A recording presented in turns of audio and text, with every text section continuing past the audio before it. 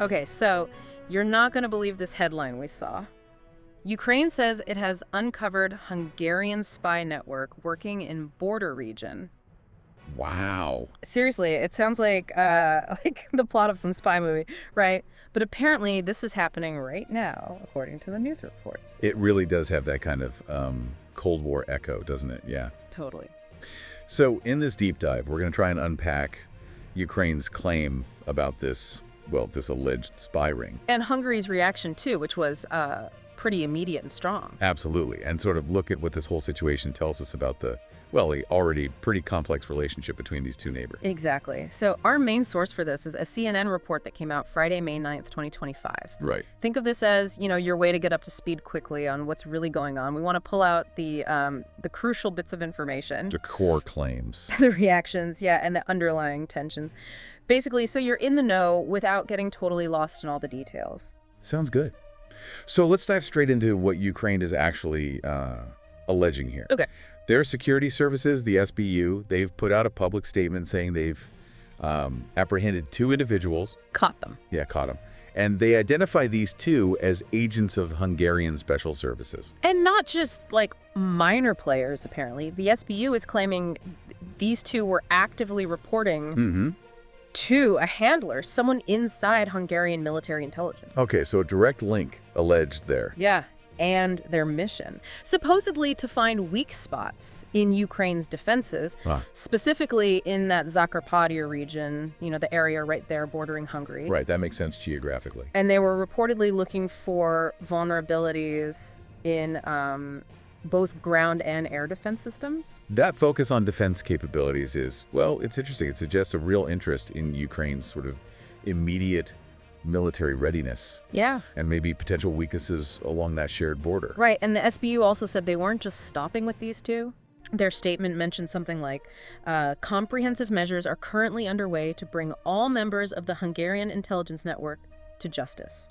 Wow. Okay. So that definitely suggests they think this is, bigger than just 2 people. Yeah, that's what it sounds like, yeah. Like a larger operation they're trying to dismantle. It implies a potentially wider network and ongoing efforts to shut it down. And they even gave some specifics about these 2 alleged spies they caught. Okay. One's a man from a town called Berehov, right there in Zakarpattia.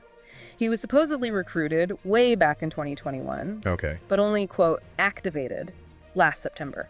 So recently. Activated, so like switched on to start working. Yeah, basically. And he's accused of gathering info on where Ukrainian defense systems were positioned. They specifically mentioned the S-300 anti-aircraft missile system. The S-300, that's quite significant. It's a well-known long-range system. Knowing where those are would be strategically very valuable. Definitely. Plus, they say he tried to recruit 2 other people, like trying to build his own little network there. Which also points to, a more sustained intelligence gathering effort, not just a one-off thing. And the other person they detained, it's a woman who apparently left Ukraine's own security and defense forces just this year. Oh, an insider. Or former insider, I guess. Seems like it. The SBU claims her job was to pass information to Hungarian special services about her former unit's defense systems, and also about any aircraft or helicopters stationed in that Zakarpattia region. So that suggests, potential insider threat. Yeah. Someone with recent, maybe firsthand knowledge of Ukrainian military assets in a really sensitive border area. Now, here's where it gets, I think, really interesting. Okay. The CNN report pointed out this is actually the first time Ukraine has ever publicly announced uncovering an operation like this, specifically linked to Hungary. Ah, okay. That's a key detail. So it's not just the allegation itself, but the fact they're making it public now, specifically naming Hungary. Exactly. That feels like it could suggest a shift, maybe in the relationship, or at least in how they're handling these kinds of things publicly now. It definitely adds a new dimension to the dynamic between Kiev and Budapest.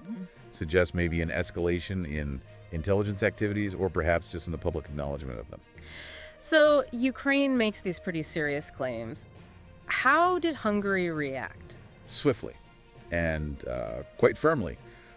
Almost right after Ukraine's announcement, Hungary expelled 2 staff members from the Ukrainian embassy in Budapest. Wow, okay. Tit for tat, basically. It looks like it. Yeah. And the Hungarian foreign minister, Péter Szijjártó, he didn't didn't mince words. What did he say? He stated, I think it was on social media, that these two embassy staff were spies working under diplomatic cover. Okay, so direct counter-accusation. Yes, exactly. And said they were ordered to leave the country because of that. It certainly has all the hallmarks of a, reciprocal diplomatic move. And Szijjártó also made some pretty strong public statements about Ukraine's original claims, right? He did. He characterized Ukraine's claims as, I think the quote was, propaganda that must be handled with caution until they get official information from Ukraine. Which sounds like, standard diplomatic playbook stuff, cast doubt, demand proof. Pretty much. But he went further, too. He denounced what he called smear campaigns against Hungary and the Hungarian people. Framing it more broadly. Yes, and he even claimed that anti-Hungarian propaganda has intensified since the war in Ukraine started. So he's trying to reframe Ukraine's accusations entirely, not about security, but about like a negative campaign against Hungary. That seems to be the angle, yes. Yeah. Suggesting it's not about legitimate concerns, but part of a, bigger negative portrayal. And then he linked it directly to Hungary's position on the whole Russia-Ukraine conflict. How so? He said something like, "We haven't let Hungary be dragged into this war, and we won't. That's exactly why we keep being targeted." Ah, okay. So trying to connect Ukraine's allegations to Hungary's, let's say, distinct foreign policy stance compared to many others in Europe, implying they're being singled out for not falling in line. Right. He did sort of add a little caveat, though. Mention that if they receive any concrete details or official info, they would address it. Leaving a small door open, perhaps? Maybe. Or just covering bases. Yeah, a carefully worded statement. Allows Hungary to acknowledge the possibility of needing to respond later without actually validating Ukraine's claims right now.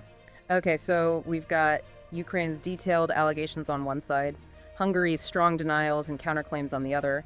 Let's zoom out a bit now. Good idea. Look at the bigger picture. Yeah, what are the underlying tensions here? What's the wider context that might be, fueling this whole situation? Well, absolutely. I mean, the sharp disagreements over the Russia-Ukraine conflict itself, that's a huge factor, a major rift. Definitely. Hungary has consistently held a different perspective compared to Ukraine, and frankly, many within the European Union. Right. Hungary's been pretty vocal criticizing the EU sanctions against Moscow. That's caused a lot of friction, hasn't it? Puts them at odds with allies. Oh, absolutely. That criticism is a kind of persistent point of contention. Hungary argues the sanctions are ineffective, they harm European economies, and that view just clashes fundamentally with the prevailing sentiment in many other EU capitals, and obviously with Kyiv. And it's not just about the current war either. There's this long-running issue with Hungary expressing concerns about the ethnic Hungarian minority. Yes, in the Zakarpattia region of Ukraine. Right. They often allege discrimination. These concerns are definitely long-standing. They predate the full-scale invasion by years.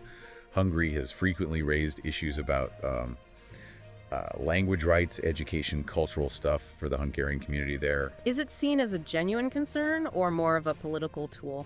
Probably a bit of both, honestly. It's likely a genuine concern for the government in Budapest, but it also, potentially serves as a strategic lever.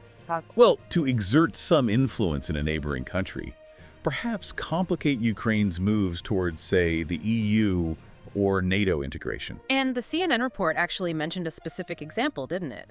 A draft Ukrainian law from last year. Ah, yes, the language law. That would have restricted the use of Hungarian in schools. That caused a big backlash from Budapest. It absolutely did. That became a real flashpoint. Hungary saw it as a direct attack on the rights of their ethnic kin living in Ukraine. And we should probably remember the history of that region, Zakarpattia. Good point. It was part of the old Kingdom of Hungary for a long time, then Czechoslovakia. Right. Before becoming part of Ukraine after the Soviet Union broke up.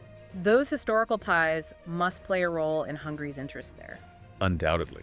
The historical connections definitely contribute to Hungary's, let's say, sense of connection and perhaps responsibility towards the Hungarian community still living there. And what about the numbers? How many ethnic Hungarians are actually there? Well, the last official census, which was way back in 2001, recorded just over 150,000. Okay. But it's widely believed that number has probably dropped quite a bit since then. Emigration, other factors. And that decline probably worries Budapest too. You'd assume so. These demographic shifts likely amplify Hungary's concerns about the sort of long-term future and rights of that community. And then there's that whole citizenship issue. Ah, yes. The 2011 decision by Hungary. to grant Hungarian citizenship to people with Hungarian ancestry and language skills, even if they don't live in Hungary. Right, which has meant quite a lot of Ukrainians, especially in Zakarpattia, have gotten Hungarian passports. Even though Ukraine doesn't officially allow dual citizenship, that's been a sore point for a long time, hasn't it? Oh, absolutely. A persistent irritant. Ukraine tends to see it as undermining its sovereignty, potentially creating divided loyalties, maybe even a way for Hungary to exert influence inside Ukraine's borders. Okay, so add that to the mix. What else? Viktor Orban's stance on Ukraine joining the EU? Yes, that's definitely relevant. He's been quite opposed, or at least very hesitant, about Ukraine's potential EU membership. And hasn't he explicitly linked that opposition, partly at least, to these claims about discrimination against ethnic Hungarians in Ukraine? He certainly has. That's one of the main reasons he's publicly stated for his reluctance or opposition to fast-tracking Ukraine's EU path. And maybe finally we can't ignore Orban's relationship with Moscow. No, you can't. He's maintained, relatively good terms with the Kremlin compared to most other EU leaders. And consistently opposed strong EU sanctions and major aid packages for Ukraine. Right. His continued engagement with Moscow really sets him apart, and obviously creates a huge point of divergence with Kyiv, which is fighting a war against Russian aggression. Yeah, the CNN report even quoted Orban from recently, really slamming the EU president, Ursula von der Leyen. Oh yeah, what did he say? Something like, she wants to pour further billions into Ukraine, pull Europe further into a losing war, and rush a bankrupt state into the EU. Wow. And then he declared, Hungary won't go along with this. Pretty strong stuff. That quote really captures Orban's broader skepticism about the whole EU approach to Ukraine and his determination to follow what he sees as Hungary's own path and national interests. Okay, so putting all that together, the spy claims, the denials, the history, the minority issues, the war stance, the EU debate, what are the likely consequences of this specific incident? The spy allegations and the diplomatic fallout? Well, it's almost certainly going to strain that already very tense relationship even further. You'd think so. Trust between the two governments must be, at rock bottom now. Pretty close, I'd imagine. Yeah. Which could make cooperation on any other issue, even practical cross-border stuff, potentially much harder. And thinking about Orban's resistance to Ukraine joining the EU, could this incident give him, more ammunition, more justification for his position? It's certainly possible. I mean, his opposition is based on several factors, as we discussed. But yeah, an incident like this, framing it as a security issue or a sign of unreliability, it could add another layer of complexity to those discussions about Ukraine's EU path. It could potentially slow things down or give opponents another talking point. Okay, so let's try and summarize the key takeaways here for you listening. Right. Ukraine claims it's busted a Hungarian spy ring, targeting its defenses near the border, and they've detained 2 alleged agents. While Hungary has fiercely denied it, called it propaganda, kicked out Ukrainian diplomats in response. Yeah, counter-accusing them of spying. And they're framing the whole thing as being linked to Hungary's independent stance on the war and EU sanctions. And underneath all this immediate drama, you've got these smimmering, long-standing tensions over the ethnic Hungarian minority in Ukraine, different views on history, and these big geopolitical disagreements, especially regarding Russia and the EU. Exactly. It's a significant clash of narratives playing out. Ukraine sees a threat to its security. Yep. Hungary sees itself as being unfairly targeted for its foreign policy choices. So here's maybe something to think about after this deep dive. Considering how history or minority rights are so tangled up in that part of the world, how easily can those issues become flashpoints in today's geopolitical conflicts? And also, in this age where we're bombarded with information and different stories, how much does the information war itself actually shape these kinds of international incidents? Those are really crucial questions. Or maybe think about it this way. Given these completely opposing perspectives we've heard, right, what do you think might be the single biggest hurdle to even starting to de-escalate the tensions we're seeing right now between Ukraine and Hungary? Where would you even begin? Yeah, lots to mull over there. It really shows the complex mix of history, identity, and power politics at play. Absolutely. It's rarely simple. Well, thanks for taking this deep dive with us today. Thanks for tuning in. We'll catch you on the next one.